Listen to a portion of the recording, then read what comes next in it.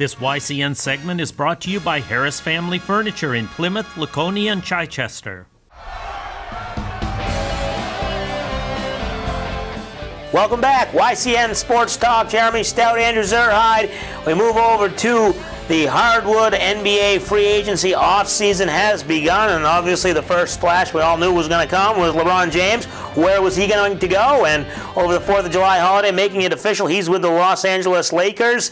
And just your thoughts initially before we get to how it affects the Celtics in the East. Just going to L.A., kind of a different move. I mean, there's a lot of legacy already built in, so he's not going to ever be their best player. Right. But he could be their best player in this generation. Absolutely. Yeah, I mean, it's interesting. I really didn't think he was going to go to the West. I thought the road to the finals was just really hard in the West. But I guess he's going to heed that call and take on the Rockets and the Warriors just even before the finals.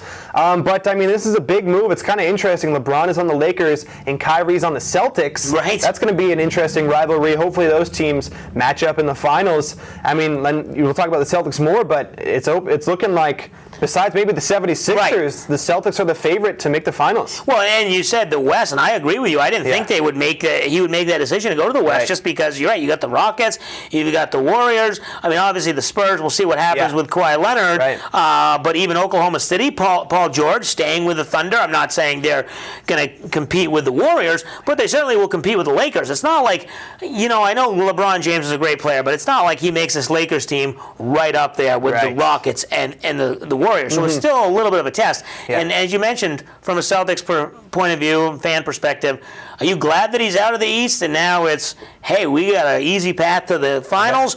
Or did you kind of like that challenge as a Celtics fan of beating LeBron every year? I mean, I've kind of grown used to it, right? It was always you got to get past LeBron if you want to make it to the finals. In a way, though, I am glad to see him go. Easier path, but the competitive level might drop a little bit. Another thing, DeMarcus Cousins joined the Warriors after LeBron signed. I wonder if LeBron would have made the decision to go to the West if he knew DeMarcus Cousins was joining the Warriors, because it just makes the Warriors that much better. I mean, I can't even imagine them with DeMarcus Cousins. They're just going to be an even more of a juggernaut. Yeah, and Cousins doesn't have to rush back. He was hurt this past year, and so he can kind of take his time and be fresh in March, April when the playoffs come around.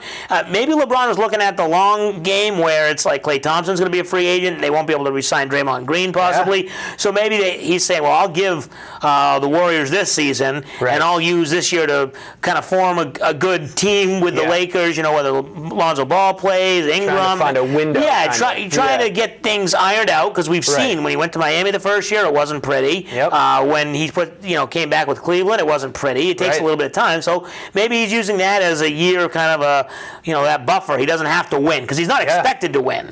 Every other place he went, he was expected to win. Miami, Cleveland. Now he's not, so he's already got that kind of built in.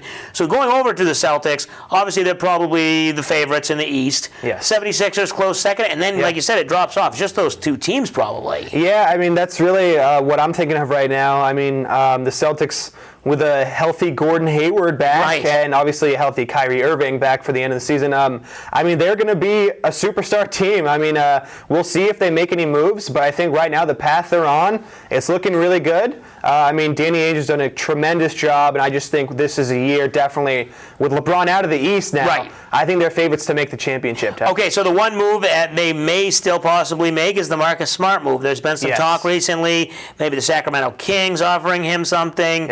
Maybe he goes back to the Celtics on a one-year deal, and then he becomes an unrestricted free agent next year.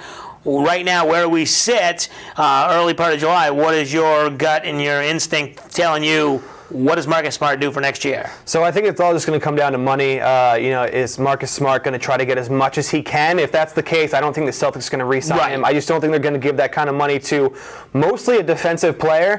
I think he fits really well into this team, the Brad Stevens kind of scheme. Defensively, he's just so good, and Brad Stevens is all about defense. So I'm sure Brad Stevens loves him on the team. If they can agree on a certain amount of money that makes sense, and it's probably going to have to be a bit of a bargain for the Celtics, just because, I mean, Marcus Smart, they're really trying to invest in superstars. Marcus Smart isn't a superstar. If they can kind of come to a decent amount of money, that's going to make sense for both of them. I could see him coming back because he just defensively, he's so good on this team. He made so many good steals in the playoffs. But it's going to come down to money, I think. Right, and I said this earlier this week on the radio. I think he might come back on a one-year deal where he gets the qualifying offer with Boston, or maybe he gets a little bit more, maybe 8, 9, 10 million. Comes back, plays 1 year, and then he becomes an unrestricted free agent. There's more money in the pot. Maybe he gets that. But we'll see how it unfolds in the next couple of months. Lots to come here in the NBA offseason. We'll take our final break. When we come back, we'll talk some football. Training camp opens up in a couple weeks, and also we'll get to our Salt Hill Pub picks of the week. You're watching YCN Sports Talk.